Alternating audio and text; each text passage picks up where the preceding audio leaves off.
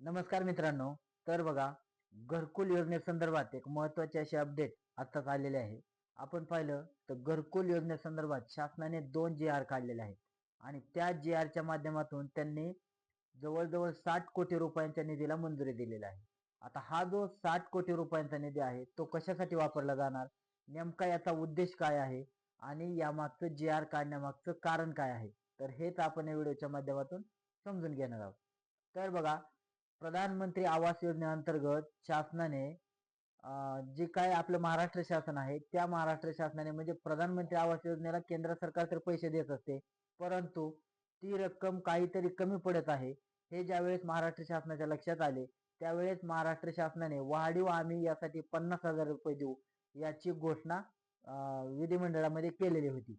मग आता याची अजूनही अंमलबजावणी म्हणजे त्यांना ज्यांना घरकुल मंजूर होतं अशांना त्यांचं घरं पण पूर्ण झाली, परंतु जे राज्य सरकारने वाढीव 50,000 रुपयाचं अनुदान देण्याला घोषित केलेलं होतं ते अनुदान मात्र त्यांना मिळालेलं नाही.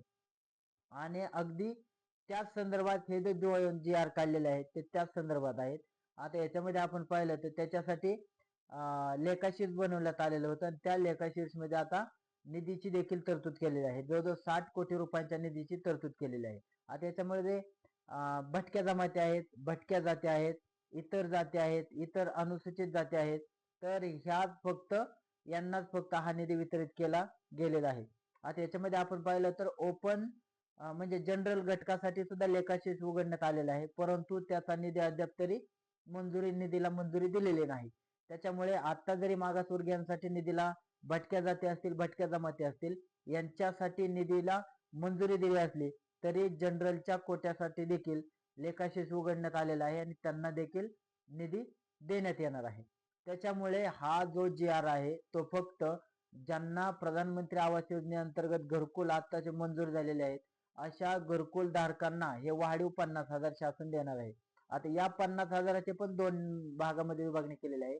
त्याच्यामध्ये आपण पाहिलं तर 35,000 रुपये ते बांधकामाला डायरेक्ट त्यांच्या खात्यावरती दिले जाणार आहेत आणि जे वरचे 15,000 रुपये आहेत ते तुम्हाला सोलर प्लेटसाठी दिले जाणार आहेत की त्याच्यातून मोफत विजेचा तो एक उपक्रम आहे. तर ते ज्यावेळेस तुम्ही बसवाल आणि त्याचं बिल ज्यावेळेस अपलोड कराल त्यानंतर तुम्हाला ते पैसे खात्यावर येणार आहेत.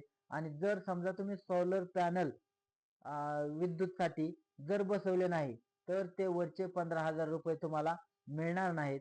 त्याच्यामुळे जे 35,000 रुपये ते बांधकामासाठी आणि 15,000 रुपये ते तुम्हाला सोलरसाठी देण्यात आलेले आहेत.